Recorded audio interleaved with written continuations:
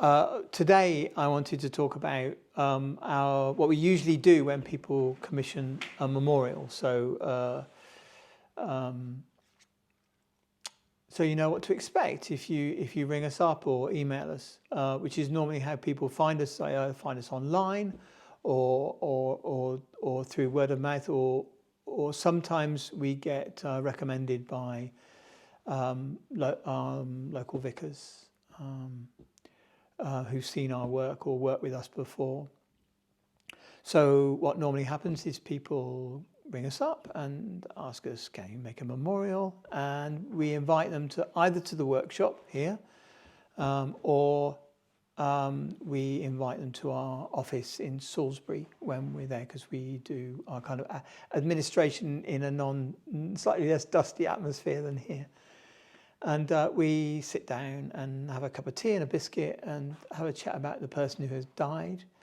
Any ideas that you might like for a memorial, how much you would like to be involved with making a memorial. So sometimes people have a really clear idea of what they like, and also if you'd like to be involved in the making of it, we can train you to do that, or if you just want to be there when the memorial's put in the ground, and people are able to come and see the memorial any time during the process. But we have a chat, and then what normally happens is we sit down for a couple. We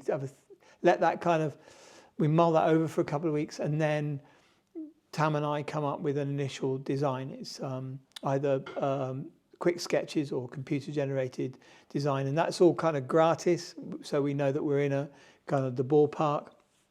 And if we know we are in a ballpark, then we get a deposit, and we do the hand-drawn design, and go backwards and forwards with that until you're happy with it.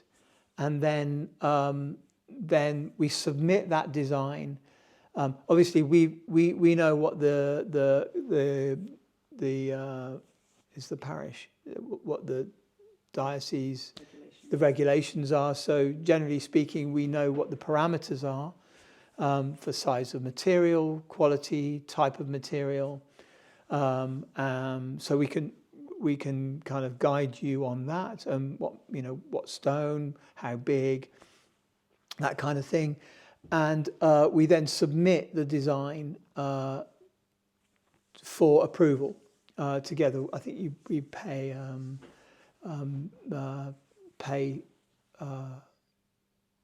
different cemeteries and different graveyards and different sizes of memorial have different costs for to go with the permission. And once that's gone through, which can take anything up to about a month, but usually it's quick around here, we then order the material. So we order the gravestone or the grave marker or the memorial plaque, and that can take up to 6 weeks to order, to arrive.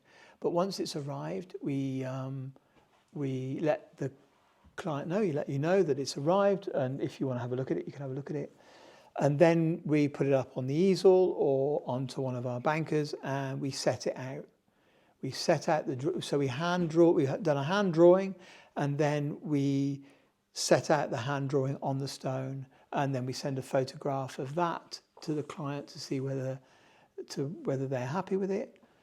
And once that's all gone through, and there's another stage payment goes through at that point, we then start carving, and that can take about 4 weeks, I suppose. Usually something like that take 4 weeks.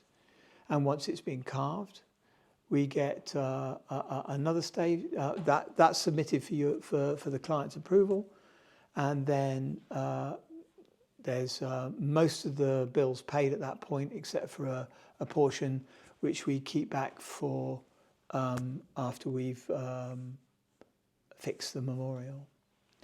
And clients are welcome to come along for the fixing.